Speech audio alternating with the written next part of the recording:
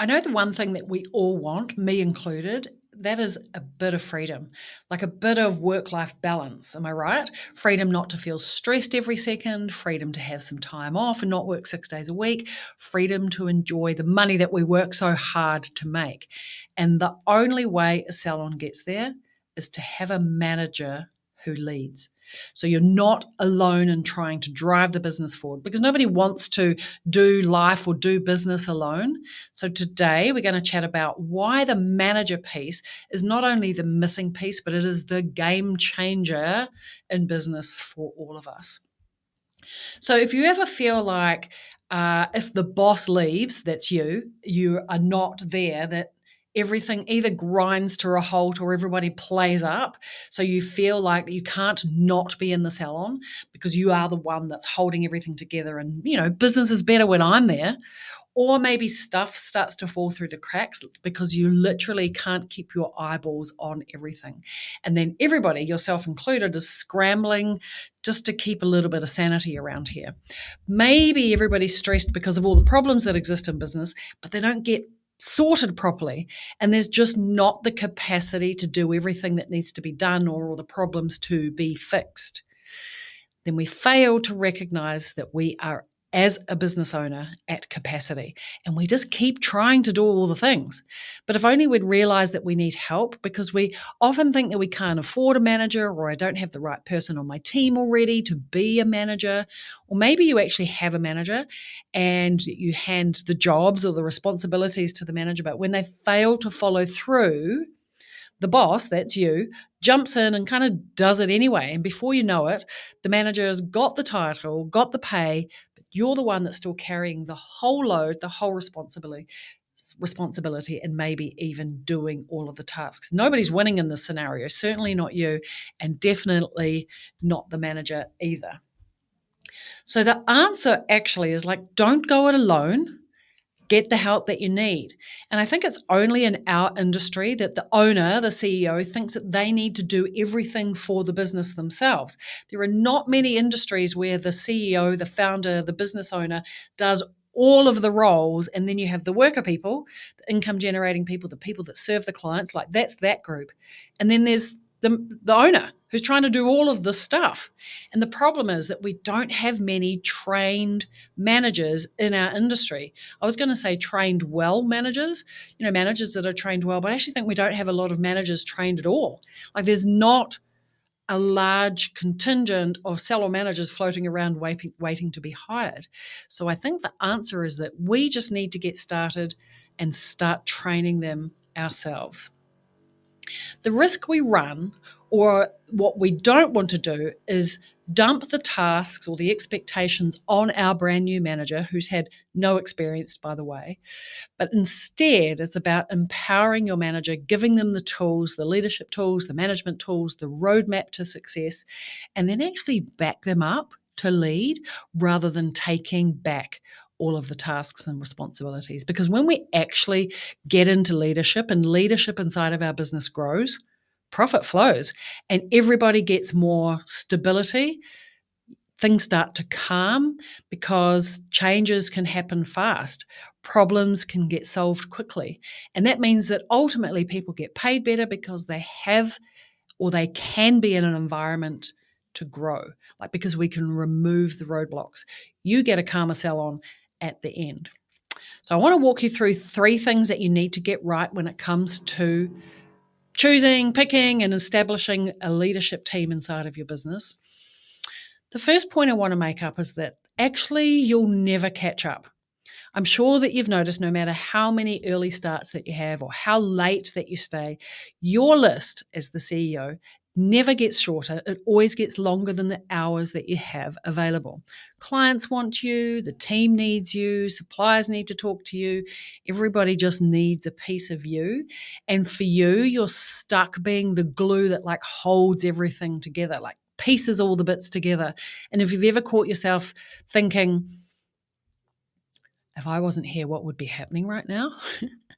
But the challenge is that you'll never actually catch up, no matter how you switch around your roster, no matter how many friends you say no to, I have to work tonight, how many late nights that you work into the night after you've done your late night on clients, and then you go home and do the things at home until 11 o'clock at night.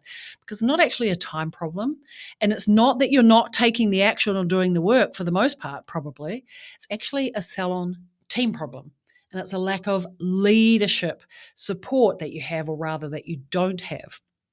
Like, we're just not meant to grow a business on our own. Life shouldn't be done alone, and neither should business. And it doesn't serve you.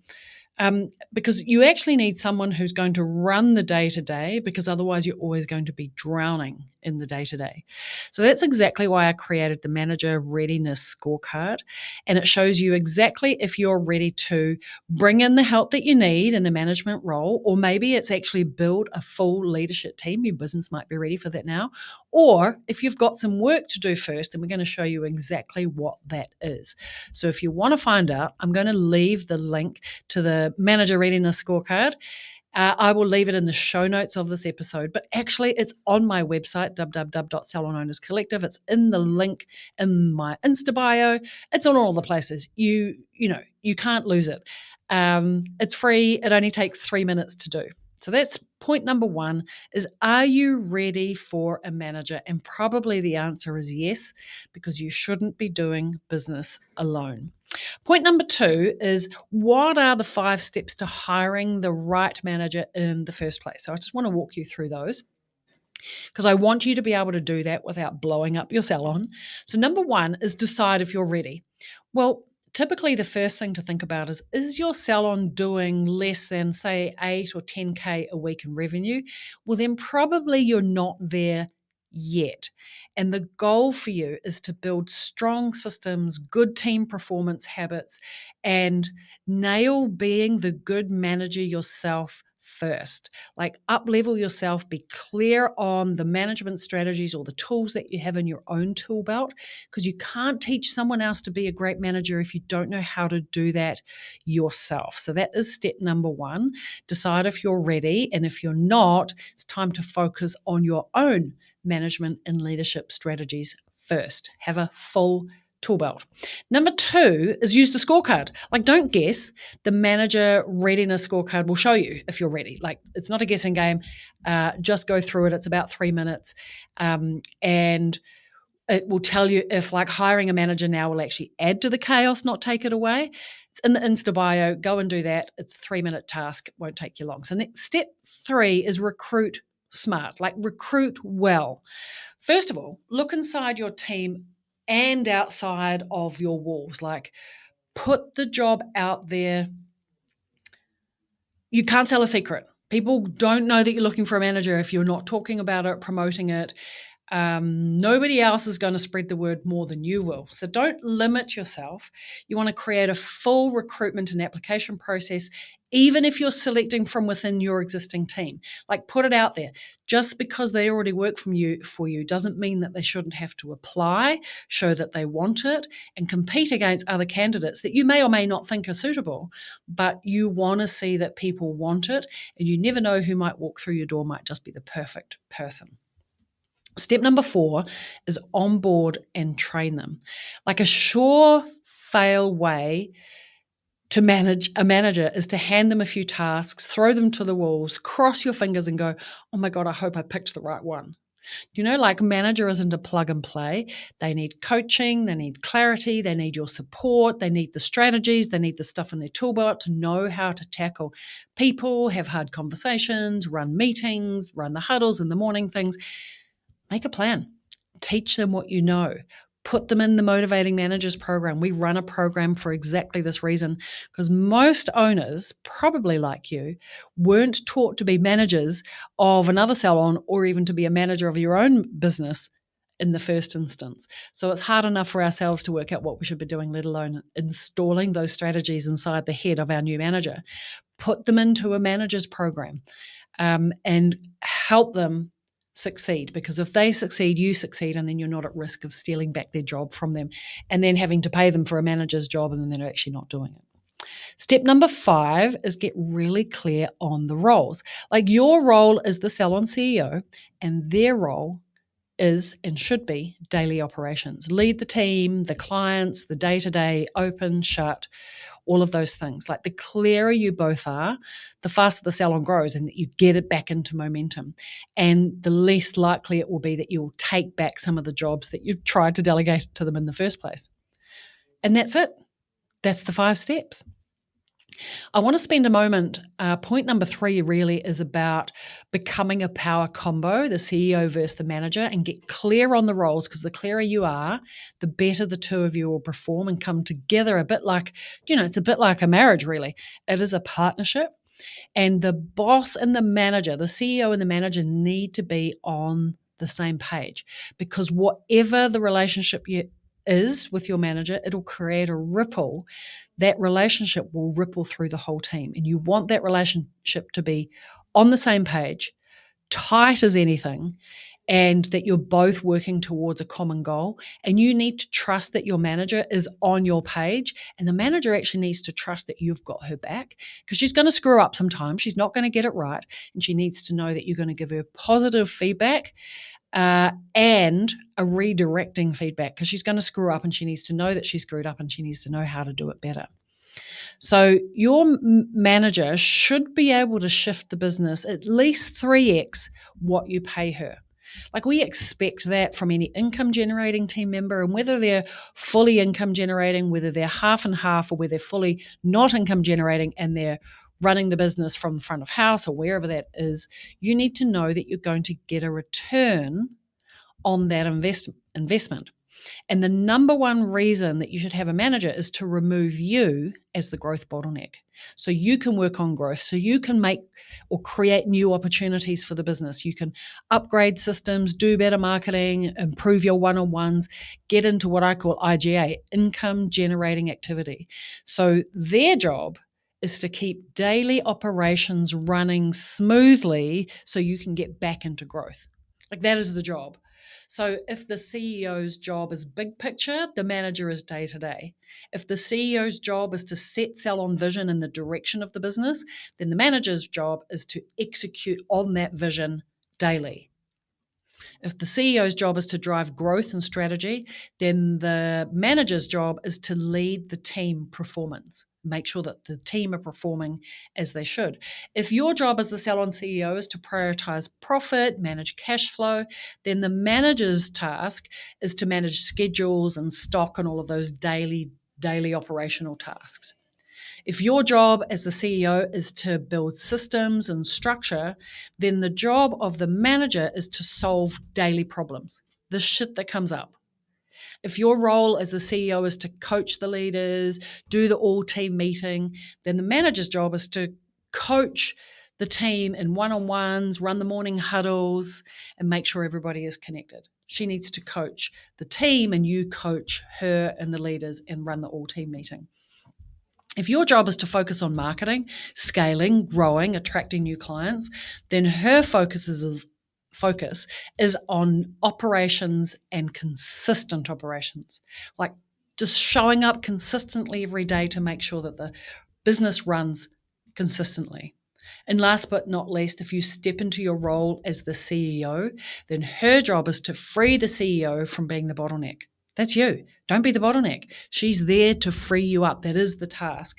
And if you're doing too many of the manager's roles right now, and then you're not doing the CEO role, then you are the bottleneck. You are the reason that the business is not growing.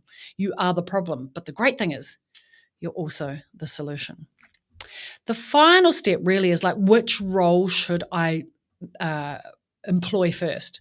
Like there are a couple of different manager roles. Which one should you do? And that is the next question. Like what kind of manager do I actually even need right now? I believe there are 3 manager roles in the salon, and knowing the difference is key to hiring right. So number 1 is front of house or operations manager. So think of this as your behind the scenes type of boss. They handle the tasks that keep this, keep the salon running, managing the appointment book, stock control, supplier orders, marketing, client follow-up, replying to messages, managing the appointment book, maybe payroll and wages as part of that. Maybe they meet the reps and do the buying and the admin headaches that, otherwise eat into your weekend. Their superpower is freeing you up from the back end so you're not buried in the paperwork and the logistics. Like, get somebody else to run that. And typically that job might start as front of house, but it becomes the operations manager. Then there's the floor manager, and the floor manager is the one that leads on the ground, like shoulder to shoulder with the team, and they focus on leading daily open and close. Do people run on time, team performance, they coach performance, delivering a 10 out of 10 client experience, following up with team members when the client hasn't had a perfect experience, maybe complaints, ensuring services are performed consistently and effectively, and that the team is showing up properly. Their superpower is keeping the standards of the service that you deliver high, clients happy, and the team performing. Now, the third role is the salon manager. This is really a bit of an all-rounding type of role, and this role is a bit of a combination of operations, front of house, and that floor front client-facing leadership, and they run the books, the stock, the marketing, and the team, and all of those things. This really is a superpower role, somebody that does it all.